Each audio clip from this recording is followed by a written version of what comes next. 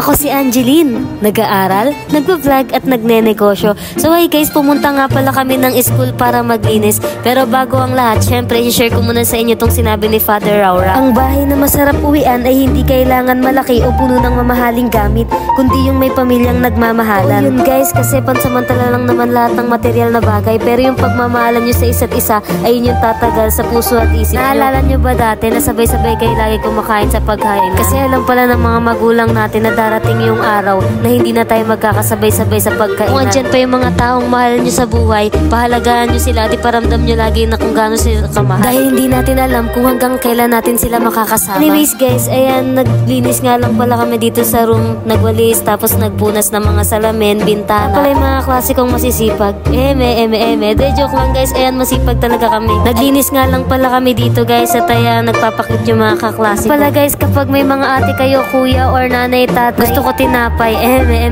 De joke lang guys, kung may pamilya nga pala kayo na wala pang insurance, pwede kayong kumuha ng insurance sa ate ko, FWD. Ito nga pala yung Facebook page account niya, tapos ito din yung FWD. Ito yung offer nila insurance guys. Kung interested kayo, PM nyo lang siya or kahit para ma-secure natin yung future nyo. If ever na may kakilala nga pala kayong fresh graduate o kaya kahit may work na, kung naghanap sila ng part-time, pwede din yan. I-PM nyo lang din yung ate ko o kaya kahit ako nga mismo. Pala guys, maraming salamat nga pala sa lahat ng suporta nyo. Hindi ko man kayo may isa-isa, pero palaging maraming salamat sa inyo. Gusto nga pala guys, mamimigay ako ng libreng cup dahil anniversary ng negosyo ko. At shoutout nga pala sa mga kaklase ko dyan. Mga nagtatanong nga pala sa akin dyan guys kung open pa yung enrollment ng Iris. Hindi ko lang sure, pero kasi nagkakaubusan na ng slot.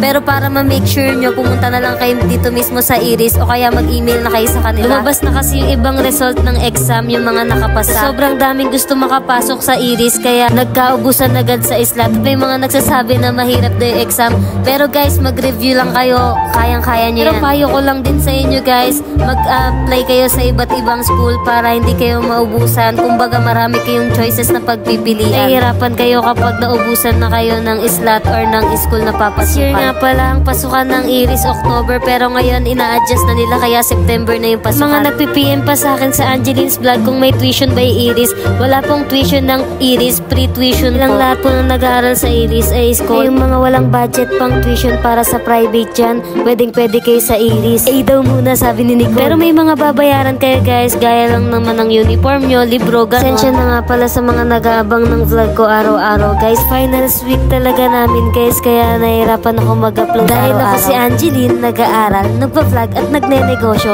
Kayang-kaya natin i-multitask yan. Shoutout nga pala sa mga nagpapa-shoutout sa akin dyan galing sa CBP. At yung mga nagpa-private message pa para ma-video din yung mga course room nila. Tayo lang kayo, gagawan natin yan. So yun guys, dyan lang umikot yung pagpunta namin sa school. Naglilinis lang kami ng isang room. Dito ko na lang din pala tatapusin tong content na to guys. Salamat sa panonood. Next content naman ulit. Bye! And don't forget to follow my social media accounts. Thank you!